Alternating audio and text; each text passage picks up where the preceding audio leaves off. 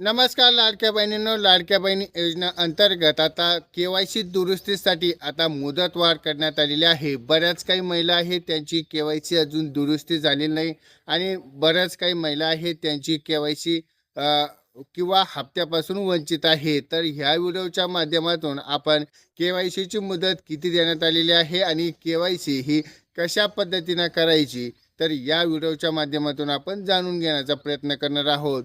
चॅनलवरती नवीन असाल तर चॅनलला सबस्क्राईब, लाईक आणि शेअर करायला मात्र विसरू नका. चला तर या व्हिडिओच्या माध्यमातून आपण सविस्तर माहिती जाणून घेऊया. माझी लाडकी बहीण योजना अंतर्गत आता केवायसी दुरुस्त करण्यासाठी 31 मार्चपर्यंत आपल्याला मुदत देण्यात आली होती, पण आता ही मुदत वाढ करण्यात आलेली आहे. बऱ्याच काही महिलांचे प्रश्न होते की या केवायसीमध्ये मुदत वाढ करण्यात यावी, तर या महिलांसाठी आता एकदम सुवर्ण संधी आहे. ज्या महिलांनी अजूनही केवायसी केली नसेल तर तुम्ही 30 एप्रिलपर्यंत हा केवायसी पूर्ण करू शकतात. आता बऱ्याच काही महिला आहेत, म्हणजे 70,000 महिला आहेत त्यांची केवायसी पूर्ण करून ज्या महिलांना हप्ता आता हा एक नियमित यायला सुरू झालेला आहे. पण अशा काही महिला आहेत की 65 लाख महिला आहेत त्यांची अजून केवायसी दुरुस्ती बाकी आहेत.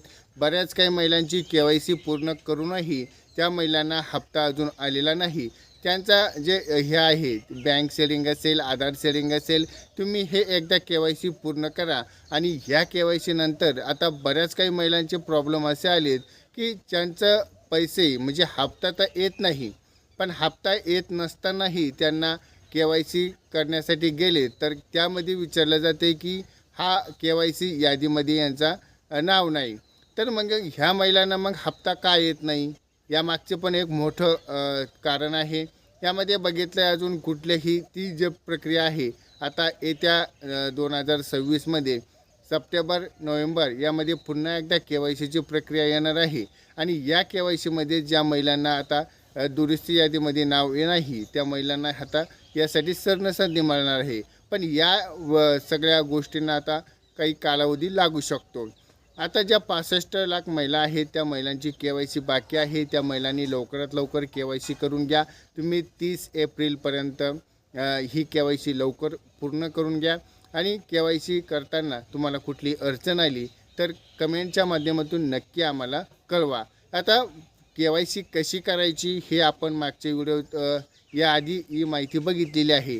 पण आता केवायसी करताना काय काय करावे, कशी करावी हे जर आपल्याला माहिती नसेल तर नक्की आम्हाला कमेंट करा आणि या पुढच्या व्हिडिओच्या माध्यमातून आपण माहिती घेण्याचा प्रयत्न करणार आहोत. तर भेटूयात अशाच नवनवीन व्हिडिओबरोबर. आपल्याला हा व्हिडिओ आवडला असेल तर नक्की आपल्या लाडकी बहिणींपर्यंत शेअर करा आणि व्हिडिओला लाईक करून कमेंटच्या माध्यमातून नक्की आम्हाला आपली प्रतिक्रिया कळवा. भेटूयात पुढच्या व्हिडिओमध्ये. तोपर्यंत धन्यवाद.